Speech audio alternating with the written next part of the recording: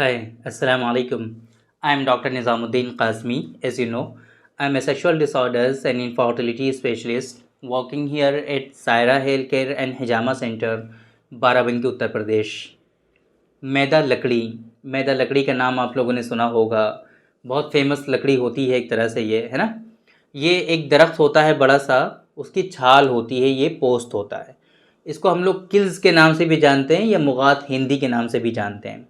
तो आज की इस वीडियो में हम इसी के बारे में बात करने वाले हैं कि ये बेसिकली क्या होता है ना, इसका मिजाज कैसा होता है और इसके ख़ास क्या क्या यूजेज होते हैं और किन किन बीमारियों में इस्तेमाल होता है और इसकी डोजेस क्या होती है। ये सारी चीज़ें आज के इस वीडियो में हम कवर करने की कोशिश करेंगे।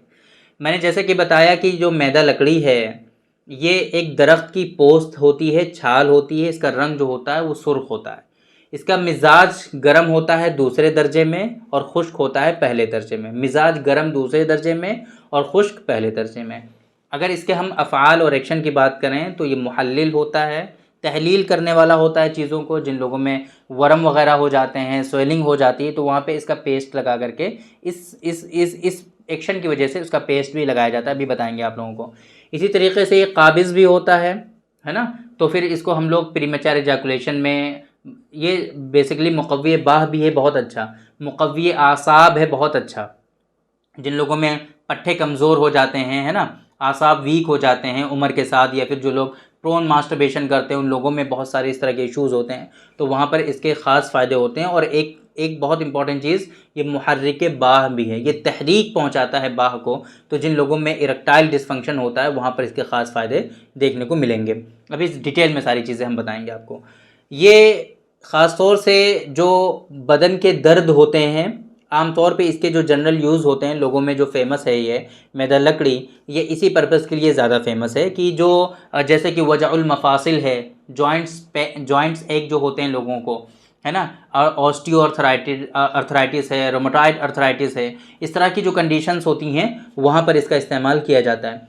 इरक़ुन नसा, है ना, इरक़ुन नसा जो डिजीज़ है यूनानी सिस्टम ऑफ मेडिसिन में, है ना, तो उसमें इसके बहुत ख़ास फ़ायदे होते हैं। एक लेकिन इसमें बहुत इंपॉर्टेंट चीज़ एक बताएं आपको, इन सारी डिजीज़ में तो हम ओरली इस्तेमाल कराते हैं, लेकिन एक गिले अरमनी मिट्टी होती है एक, जिसे हम लोग गिले अरमनी के नाम से जानते हैं, उसके साथ इसका हम पेस्ट प्रिपेयर करा करके लोकल एप्लीकेशन भी कराते हैं बहुत सारी जगहों पे, जहाँ पे जैसे कि वर्म वगैरह हो गए, जैसे मैंने आपको बताया कि स्वेलिंग है, तो उसको रिजॉल्व करने के लिए, क्योंकि ये क्या है, मुहल्लिल है, चीज़ों को रिजॉल्व कर देती है। स्वेलिंग आ गई बहुत ज़्यादा, आप इसका पेस्ट लगा दीजिए, ठीक हो जाएगा।